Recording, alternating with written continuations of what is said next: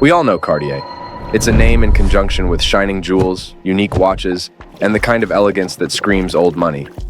But did you know the story behind this luxury brand isn't all happy endings and fairy tales? Sure, Cartier can boast of a rich heritage of innovative design and master craftsmanship. I mean, it's a success story built on the vision of a family who transformed a small Parisian workshop into a global empire. But there's also an eerie backstory beneath the glamorous surface, a chapter involving the Cartier name eventually leaving the hands of its bloodline. So, how did a humble jeweler become the playground of the elite?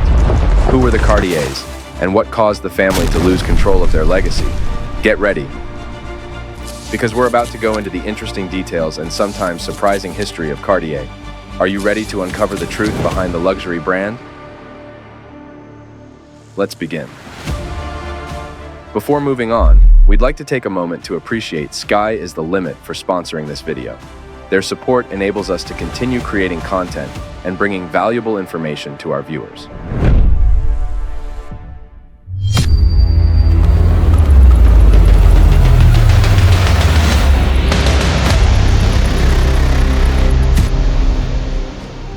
Louis-François Cartier, the founder of Cartier, as a young man, apprenticed under the watchful eye of Adolphe Picard, a master watchmaker.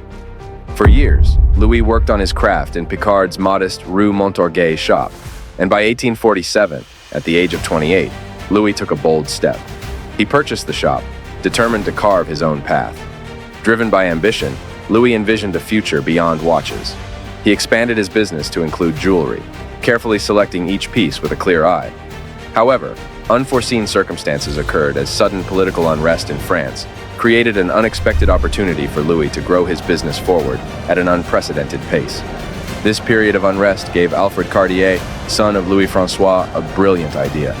Unlike his father, who had carefully built the Cartier name within Paris, Alfred dreamt of taking the brand beyond the Parisian streets and into the world of high society. But fate, as it often does, had other plans. The year 1870 brought chaos to Paris. Paris was in turmoil due to a big socialist uprising called the Paris Commune. This scared a lot of rich people who were potential customers of Cartier. Banks shut down and escape became the only option. But fleeing meant leaving valuables behind, which included their prized jewelry. This was all it took for Alfred to take action. With a business mind as sharp as his eyes, he saw his chance and took it. At that instant, he was more than a jeweler. He became a solution. He offered these desperate aristocrats a way out, convert their large jewels into cash they could easily carry. In return, he acquired a huge collection of gems at a fraction of their true worth. Though the Paris Commune was a hit in history, it became a turning point for Cartier. By 1871, the uprising was crushed, and France transitioned into a republic, a breeding ground for commerce. Now, with a store full of expensive jewels and a newly opened market, Alfred could finally achieve his vision. Cartier was no longer a simple workshop. It had now become a big jewelry store.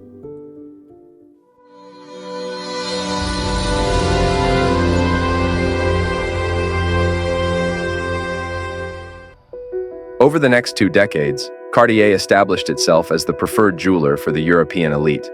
However, with success came the need for expansion. Paris was booming at the turn of the 20th century, and competition was fierce. With the leadership of Cartier handed from Louis to his son, Alfred, the Cartier's brand was moved to a greater height. Even though Cartier had moved to a new location, Alfred still believed it could become a global leader. So, he sent his 3 sons, Louis, Pierre, and Jacques, to make it happen. Pierre took on New York, where he did amazing things for the Cartier brand. Jacques, the youngest, made Cartier famous in London. And Louis stayed in Paris, where he established Cartier's presence and reputation. In hindsight, Louis's gamble paid off. All 3 brothers brought in something new. Louis, the woke one, could predict what people would crave next. Pierre, with his sharp eye for potential, saw New York as a future Cartier destination. Jacques, the connector, broadened their clientele, ensuring their creations reached the right people.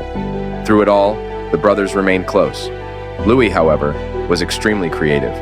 He made some of Cartier's most famous pieces, like the mystery clocks where the hands were seen floating on an invisible mechanism. He made timekeeping so much better by turning wristwatches into a classy accessory, a must-have for a gentleman or woman. His vision extended beyond his vicinity, drawing inspiration from all corners of the world to influence his brilliant Art Deco creations with a touch of a classy vibe. A true innovator, Louis made the Paris store the envy of jewelers worldwide. Undoubtedly, Louis was the driving force. His relentless pursuit of perfection is immeasurable. While strict quality control existed elsewhere, Louis's obsession with flawlessness truly set Cartier apart.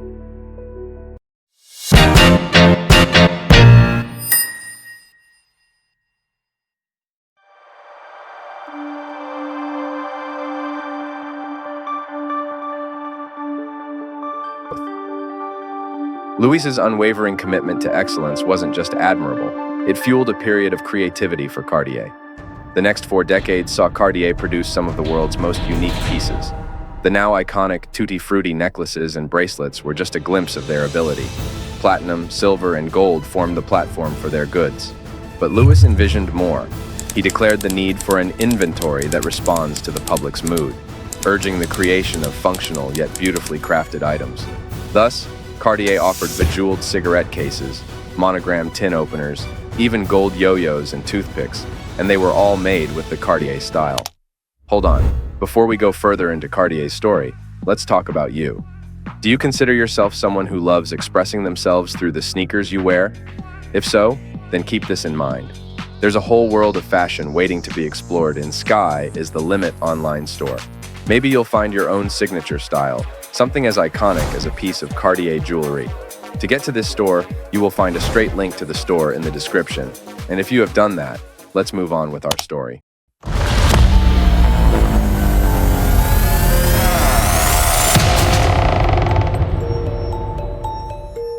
The Cartier brothers weren't just masters of craftsmanship. They were also visionaries who understood the power of innovative design. They were able to push their vision further with the Trinity ring. In 1924, the Trinity ring was produced. Its simple yet captivating design features 3 bands of gold, gray, yellow, and pink, representing fidelity, friendship, and love. Despite beautifying fingers for nearly a century, the Trinity ring remains a rare beauty of Cartier's legacy. This piece was a different feel from the usual colors that dominated the Art Deco era. It was carefully designed by Louis Cartier himself, with the help of artist Jean Cocteau.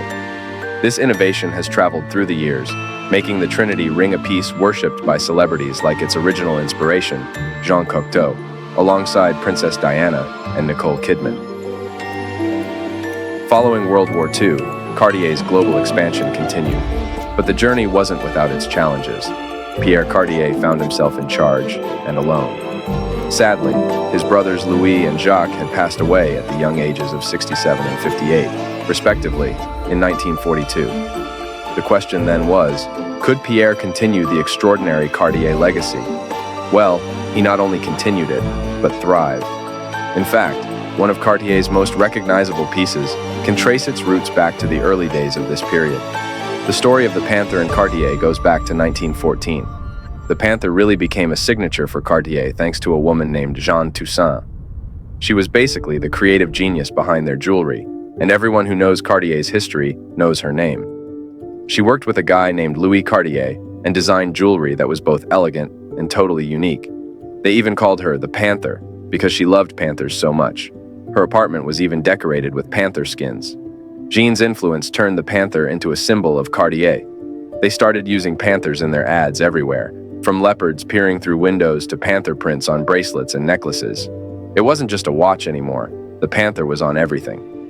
Sadly, after 2 decades of leading the company solo following his brother's passing, Pierre Cartier passed away in 1964. With his death, a chapter closed, leaving many to wonder who would take the Cartier legacy forward.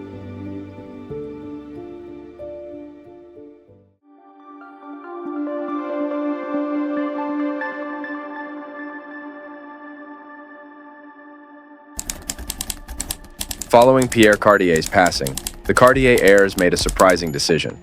They decided to sell each Cartier branch separately. This meant the London and New York stores were no longer part of the main group, leaving the original Cartier with just 4 locations: Hong Kong, Geneva, Munich, and Paris. Despite this division, the Cartier brand remained known for jewelry and watches, but was no longer under family control. In 1972 came Robert Hawke, a French World War II hero, who envisioned a reunited Cartier empire. He embarked on an ambitious mission, reacquiring the various Cartier branches. While the company wouldn't be led by the Cartier family again, Hoch's efforts resulted in a unified entity, Cartier Monde. He became its chairman.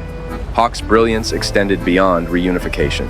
In 1973, he spearheaded the launch of Mousse de Cartier, a line of accessible products. This genius democratized the Cartier brand, making its luxury attainable for a wider audience.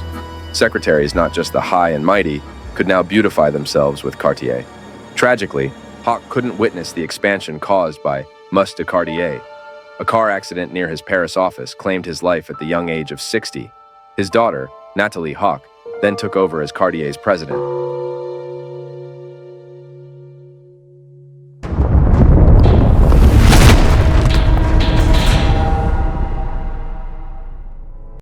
Cartier's reputation rests on three pillars: unique design, exceptional jewelry, and beautiful craftsmanship. From its humble beginnings in 1847, Louis-François Cartier's grandsons built the company to international recognition. Today, Cartier has a multinational presence with nearly 300 boutiques around the globe. The brand became part of the Richemont Group in 1988, effortlessly growing into a big jewelry company. Many Cartier pieces have gone beyond normal jewelry to become collector's items. Take, for instance, the iconic Art Deco Tutti Frutti creations. A 1930s masterpiece from this line fetched $1.3 million at a 2020 auction. For over 175 years, Cartier has achieved what few brands dream of: a consistent association with luxury and elegance. While the Cartier family's direct control ended, the Richemont Group still upholds the original spirit. Never imitate, always innovate. This motto continues to guide Cartier's journey as a leader in the world of luxury goods. This period in Cartier's history is a masterclass in navigating the issues of business. Just like any modern entrepreneur, Louis faced challenges, from establishing himself to standing out from the crowd. The key to success, as they say, is identifying the problem. Once you know what you're up against, you can craft a plan to overcome it. Sometimes, the solution might be a dramatic shift, like targeting a new clientele entirely. Other times, it might be something simpler, like creating a luxurious shopping experience or offering a wider range of products. The truth is, in the game of business, the longer you play, the more opportunities you create. And sometimes, all it takes is a well-timed visit from a high society client to propel you straight to the top. Do you think Cartier has managed to maintain its founder's vision of elegance and quality over the years? Or maybe Cartier has struck a balance between honoring its heritage and embracing contemporary trends? Share your thoughts in the comments below. If you enjoyed learning about Cartier's fascinating history, give this video a thumbs up, subscribe for more, and don't forget to share. There are countless captivating stories waiting to be explored, and remember, there's no limit to the power of human creativity. Sky is the limit.